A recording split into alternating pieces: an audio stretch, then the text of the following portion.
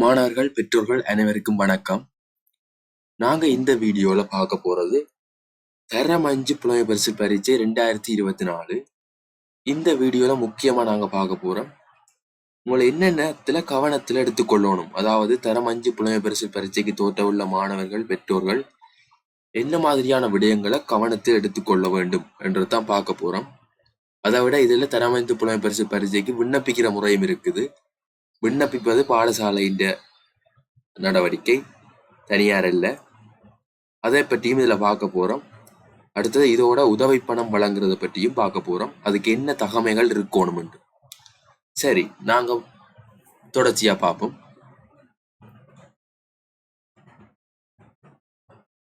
முதலாவது பொது அறிவுறுத்தல் தந்திருக்கிறாங்க. நடைபெறும் திகதி 2024 செப்டம்பர் 15. விண்ணப்பிக்கும் முறை நிகழ்நிலை முறைமை.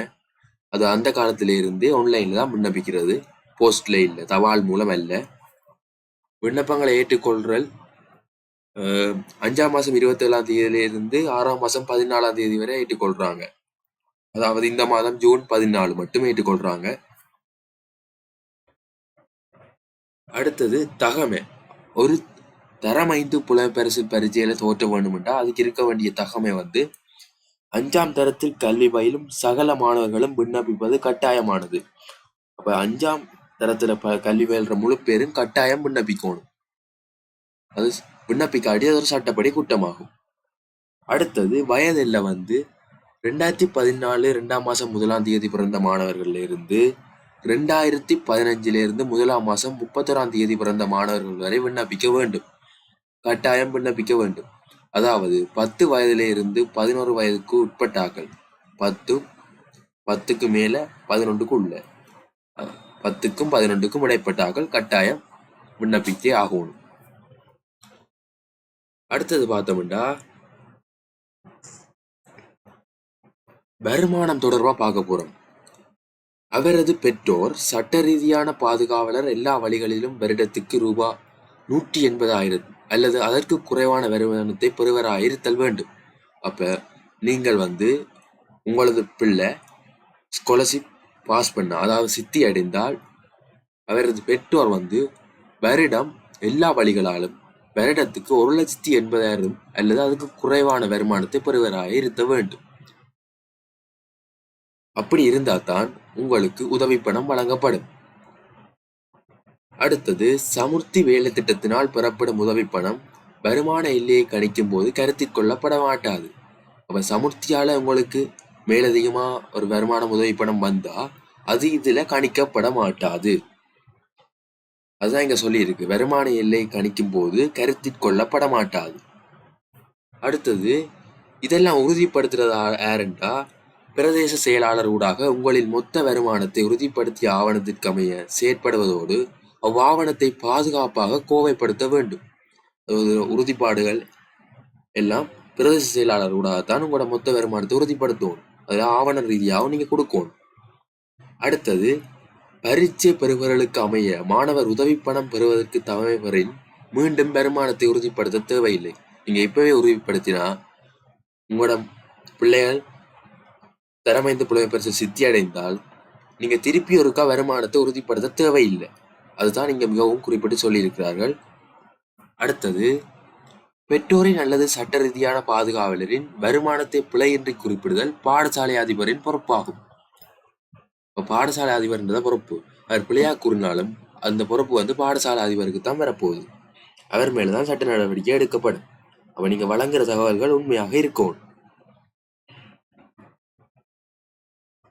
அடுத்தது பார்க்க போறோம்.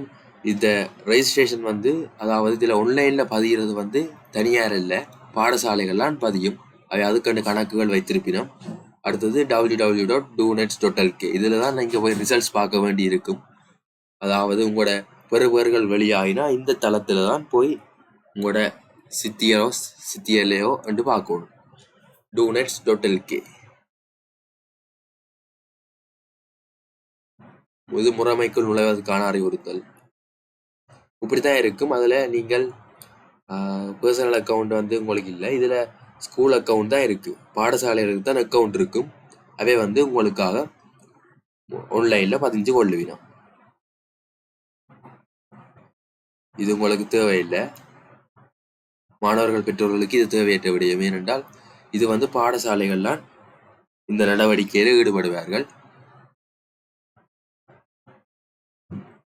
அடுத்தது மிகவும் முக்கியமானது, பெயர். விண்ணப்பதாரியின் பெயர். பிறப்பு சான்றிதழின்படி பெயரை சரியாக உள்ளடக்குதல் வேண்டும்.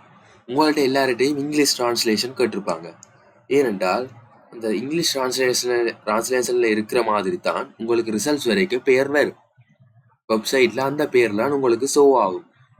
நீங்க போய் உங்களோட மாணவர்கிட்ட பெறுவரை பார்க்கும்போது உங்களுக்கு காட்டுற பெயர் வந்து நீங்க இந்த இங்கிலீஷ் டிரான்ஸ்லேஷன்ல கொடுத்துருப்பீங்க தானே, அந்த பெயர் தான் உங்களுக்கு சரியான பெயராக இருக்கும். ஆகவே பிறப்பு சான்றிதழின்படி பெயரை சரியாக உள்ளடக்குதல் வேண்டும். அடுத்தது, தேவையான இடத்தில் மட்டும் இடைவெளியை பேணணும். தொடக்கத்தில் அல்லது இறுதியில் பெயர் பிரிவடும் இடங்களில், தொடக்கத்தில் அல்லது இறுதியில பெயர் பிரிவர இடங்கள்ல தேவையான இடங்கள்ல மட்டும்தான் ஒரு இடைவெளி மட்டுமிடல் வேண்டும்.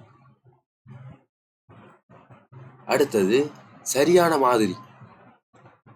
முதலாவது வருடம், பிறந்த தினத்துக்கு நீங்க குறிப்பிடல, முதலாவது வருடம், அடுத்தது மாதம், அடுத்தது திகதி என்ற ஒழுங்குல தான் கொடுக்கணும். மற்ற மாதிரி கொடுக்கிறீங்களா? அதை விட இது வந்து நிகழ்நிலையில செய்யக்குள்ள விடைக்குள்ள டொட்டோ ஸ்லாஷோ குறியீடுகளை போடக்கூடாது. முதலாவது காட்டியிருக்கு தானே, அதுதான் நீங்க கொடுத்து கொள்ளணும்.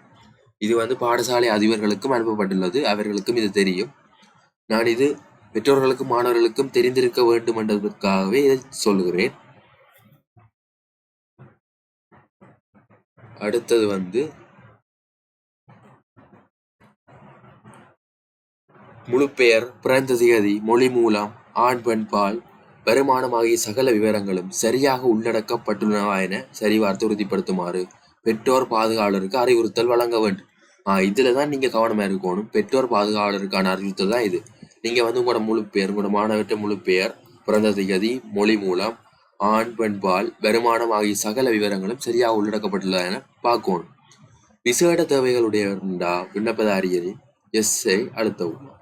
அது வந்து நீங்க விசேட தேவையுடையவரா, அங்க வீணமுட்டவரா, இதை வைத்துக்கொண்டு உங்களுக்கு விசேட தேவைகள் இருந்தா அதையும் உங்களோட பிரின்சிபல் கொடுக்கலாம், பாடசாலை அதிபர் வழங்கி கொள்ளலாம்.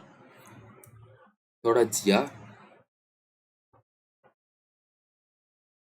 இதெல்லாம் உள்ளடக்கப்பட்ட தகவல்களை மாற்றம் செய்தல் எல்லாம் உங்களோட பிரின்சிபல், அதாவது பாடசாலை அதிபர் தான் செய்வார்.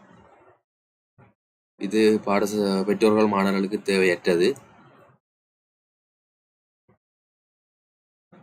இங்க பாருங்க, தகவல்கள் சரிபார்க்கப்பட்ட பின்னர் அதிபரால் உறுதிப்படுத்தப்படல் வேண்டும்.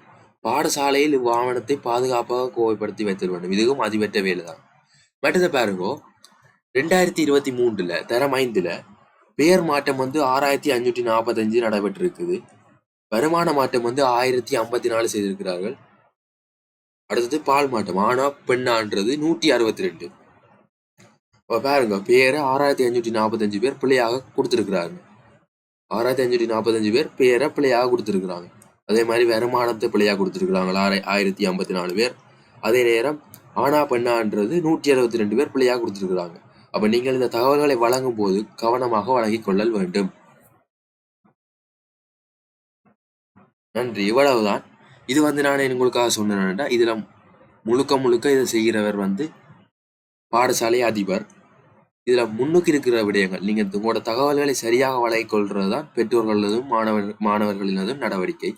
ஆகவே இதன் மூலம் நீங்க இந்த விடயங்களை அறிந்து வைத்துக் கொள்வது நல்லது. நன்றி. தொடர்ச்சியாக இன்னொரு வீடியோல சந்திப்போம்.